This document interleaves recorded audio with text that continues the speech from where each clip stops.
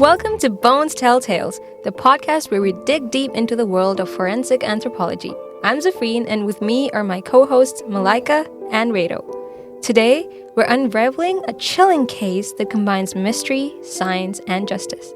The tragic story of Ruth Mary Terry. Hey everyone, this is Rachel.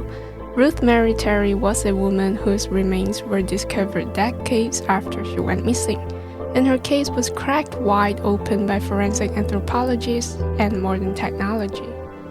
Hi beautiful people! We'll break down how experts identified her through her remains and what that means for solving crimes like hers.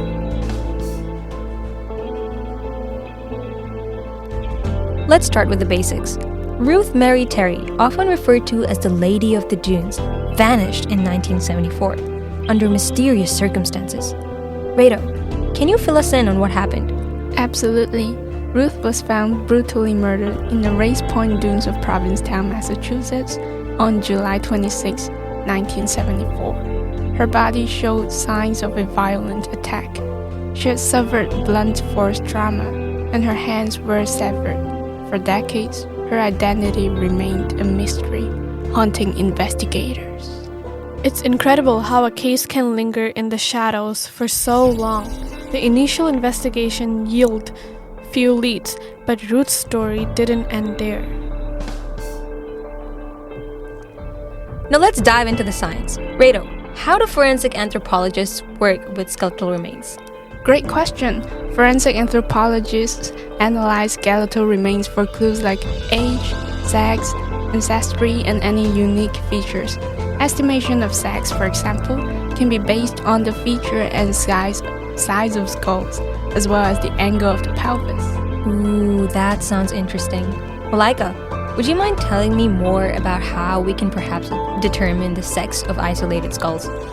Sure, since Ruth is a female, her skull would be less robust and would have a rounder chin in general compared to males. However, we know that every individual is unique with their bone structures, sizes, and shapes. Therefore, forensic anthropologists have created a 5-point scale to assess the sexes of skeletal remains. It is usually determined from 1 as hyper-feminine and to 5 as hyper-masculine. In Ruth's case, her remains were crucial in piecing together her identity and the circumstances of her death. And this is where modern technology really shines. Ruth's identity was finally confirmed in 2022 through investigative genealogy, a method that uses DNA analysis and genealogical research. It's fascinating how advancements in science can bring closure to cases that seemed unsolvable. Did you know that DNA from degraded samples can still yield critical information? Of course, techniques are evolving rapidly, allowing us to extract DNA even from inches or damaged remains. With the evidence gathered, authorities were able to link Ruth's case to her husband, Guy Moldovan. Zafreen, can you tell us what happened next? Yeah, so investigators reopened the case after Ruth's identification. Moldovan had a history of violent behavior and was a person of interest. Although he passed away in 2002, the forensic findings led to his posthumous identification as her killer. It was a long-awaited resolution for Ruth's family. It's bittersweet, but this case highlights the power of forensic anthropology in seeking justice even decades later. Well, Malaika and Zafreen, do you mind sharing with me one key challenge in identifying remains? Sure, Rado. One major challenge is the condition of the bones because environmental factors can complicate analysis. Absolutely. Taphonomy is the study of how organisms decay and fossilize. In simple terms, taphonomy is all about what happens to an organism after it dies and before it is discovered. Understanding these processes is crucial for forensic anthropologists. Right. For instance, factors like soil acidity, moisture, and temperature can alter the preservation of bones, making it harder to determine their age and origin. Yes, this means that forensic anthropologists must consider these variables when interpreting skeletal remains, as they can impact everything from bone integrity to the presence of any trace evidence. I think I've gained a better understanding on the impact of taphonomy. But Zafrin, do you mind giving an example? Okay, so let's say there are skeletal remains found in a wetland area.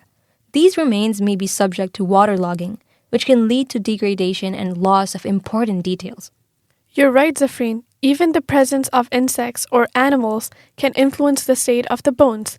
They can cause damage or even contribute to decomposition, which complicates investigations. Plus, human activity can play a role too.